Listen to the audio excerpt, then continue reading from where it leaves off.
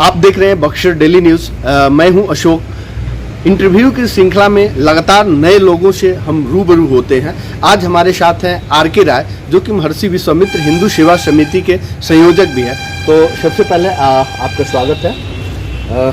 बात की शुरुआत करते हुए मेरा पहला सवाल यही है कि आज के इस दौर में जो कहीं ना कहीं जो समितियां हैं वो बनाई जाती हैं, कहीं ना कहीं मतलब ये देखा जाता है कि आर्थिक फ़ायदे के लिए लोग समितियां बनाते हैं, जन कल्याण के लिए कम बनाते हैं। आपने अपनी समिति बनाई हुई है, आप पिछले कई सालों से लगातार आप विवाह करा रहे हैं, तो आखिर ये विचार कहाँ से आया आपके मन में? नमस्कार, मैं आर.के. राय आप सभी को प्रणाम करता हूँ। देखिए, समितियाँ बनाई जो जाती हैं या आज जो लोग ये कह रहे हैं कि व्यक्तिगत लाभ के लिए किसी समिति का निर्माण किया जाता है, तो उस तरीके का कोई प्रावधान अगर करता है तो किसी पे मैं टिप्पणी नहीं करूंगा। लेकिन अगर समिति का गठन किया जाता है तो समाज कल्याण के लिए किया जाता है और वो निस्वार्थ किया जाता है, ये मेरा मानना। और मैं जब इस समिति का निर्माण कर रहा था और लोगों से बातचीत चल रही थी, जो भी सारी मुद्दाएं हम लोगों की थी, उस पर हम लोग जब बात कर रहे थे तो हमारा एक ही पर्पस था कि सिर्फ कल्याण हो किसी भी प्रकार का, इस पे आर्थिक और स्वार्थ की बात ना हो। ये मैं आरोप नहीं लगा रहा हूँ। जो एनजीओ का देखा जाता है कि अधिकांश एनजीओ का गठन होता है, कहीं ना कहीं बाद में ये बातें आती है कि भाई आर्थिक लाभ के लिए हुआ या वगैरह वगैरह, वो बातें मैं कर रहा हूँ। देखिए, मैं अपनी बात जानता हूँ और लोग क्या गठन करते हैं, क्या एनजीओ आर्थिक लाभ की बात करती है नहीं करती है। मैं निस्वार्थ सेवा के लिए इस कार्य समिति का गठन किया है हम लोगों ने, और इस कार्य को करने के लिए हमारे इसका कोई स्वार्थ नहीं है। हम मन में एक मुद्दा था कि ऐसा कौन सा कार्य किया जाए जिससे समाज कल्याण का एक अलग पहचान बक्सर में बनाया जाए। तो हम लोगों ने दो मुद्दा उठाया, एक कन्या विवाह का और एक कन्या शिक्षा का, और जिसके तहत हम लोग लगभग 70 बेटियों का विवाह अभी तक करा चुके हैं और 20 लड़कियों का दायित्व समिति उठा रही है शिक्षा के लिए। अच्छा, अभी तक आपकी जो समिति है उसका बड़ा अचीवमेंट क्या रहा है अभी तक? बड़ा अचीवमेंट अभी तक जो है विवाह और शिक्षा। हाँ। तो इसको लेकर के आप मैंने कितने दिनों से कार्य कर रहे हैं विवाह और शिक्षा को लेकर? देखिए, लगभग 2018 से हम लोग कार्य कर रहे हैं और डोर टू डोर जाते हैं हम लोग। अभी भी मैं जाता हूं, अपने समिति के सदस्यों के साथ जाता हूं और लोगों को बताता हूं कि एक महर्षि विश्वामित्र हिंदू सेवा समिति है जो कन्या विवाह के लिए और कन्या शिक्षा के लिए है, आपसे मदद मांग रही है। आप इसमें मदद करिए और इस समिति के साथ जुड़िए ताकि यह कार्य निरंतर चलता रहे।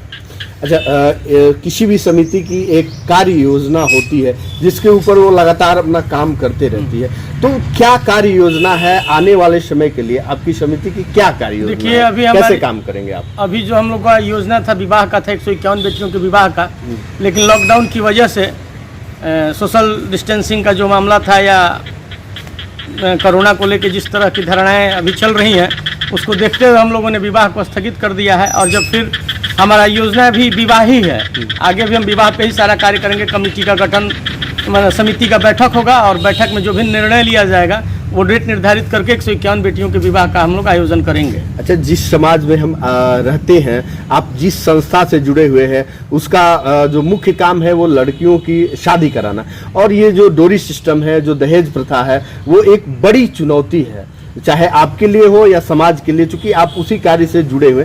तो इससे निपटने के लिए क्या कार्य योजना है, कैसे आप निपटेंगे इस दहेज प्रथा से? देखिए, जो भी हम लोग विवाह कराते हैं वो दहेज मुक्त विवाह कराते हैं, और इसी को बढ़ावा देने के लिए हम लोगों के पास जाते हैं जो हमारे समाज में असमर्थ और असहाय परिवार हैं। लोगों से बताया जाता है कि आप उन परिवार को हम तक पहुंचाइए या हम लोगों को उन तक पहुंचाने में हमारी मदद करिए।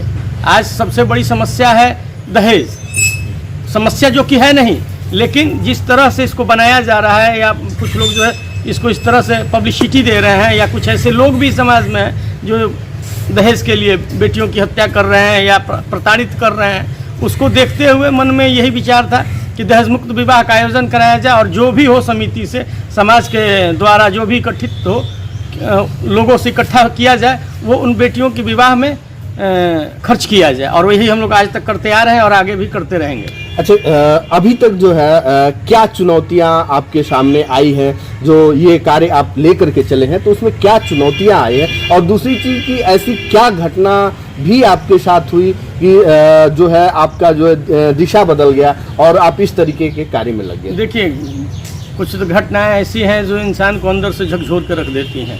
और रही बात इस कार्य को करने का, तो बहुत चीज़ मैं बराबर असमंजस में रहा हूँ और मुझे ये समझ में आज तक नहीं आया कि मैं करूँ क्या।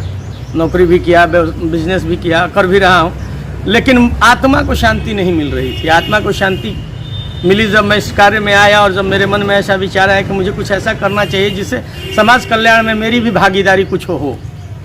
तो बहुत ही जद्दोजहद के बाद मैंने ये निर्णय लिया कि मैं कन्या विवाह के लिए समाज में कार्य करूँगा। और सबसे बड़ी चुनौती है हम लोग के समाज में लोगों का धारणा, जो कि यार इतना कम उम्र का लड़का शादी कैसे करवा सकता है।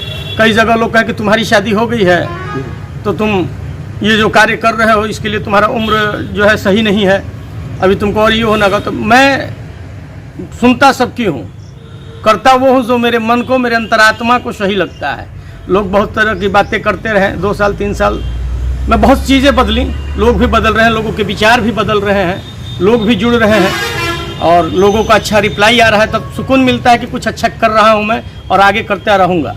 अच्छा, आप युवा होते हुए जिस तरीके से एक अलग क्षेत्र में अपनी पहचान बना रहे हैं, जिस उम्र में लोगों को व्यवसाय करना चाहिए या और भी कार्य, तो आप एक अलग पहचान बना रहे हैं, तो क्या कहेंगे जो युवा हैं, यूथ हैं, जो उनसे क्या कहेंगे आप, क्या संदेश रहेगा? मैं सभी युवाओं को एक बात कहना चाहूँगा कि कभी भी निंदा से आप घबराइए नहीं।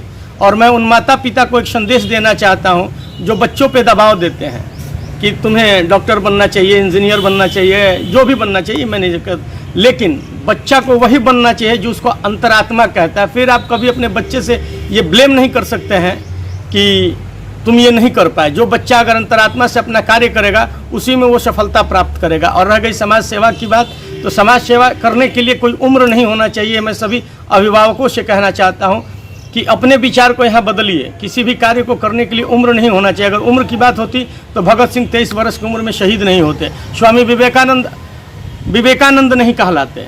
तो इस विचार को बदलिए, उम्र मोहताज नहीं है कार्य करने के लिए, बस विचारों को बदलना होगा और समझना होगा एक दूसरे के विचारों को। यही मेरा संदेश है। और माता पिता से, मैं सभी के माता पिता से अनुरोध करना चाहता हूँ कि बच्चों पे दबाव ना दें और युवाओं से आप अपने निंदा से मत घबराइए। आप जो कार्य कर रहे हैं अगर वो सही है तो उसको सत्य मानिए और बाकी आप ये फिक्र न करिए कि कौन मेरा निंदा कर रहा है, कौन मेरी बुराई कर रहा है। मुझमें अपनी अच्छाइयों को आप बाहर लाइए, खुद ब खुद एक दिन लोग आपके साथ खड़े हो जाएंगे। ये थे मेरे साथ आर.के. राय। तमाम मुद्दों पर इन्होंने बड़ी बेबाकी के साथ अपनी बातें रखी। इसी तरीके के तमाम इंटरव्यूज़ के साथ हम फिर आपसे मिलेंगे। तब तक के लिए अलविदा।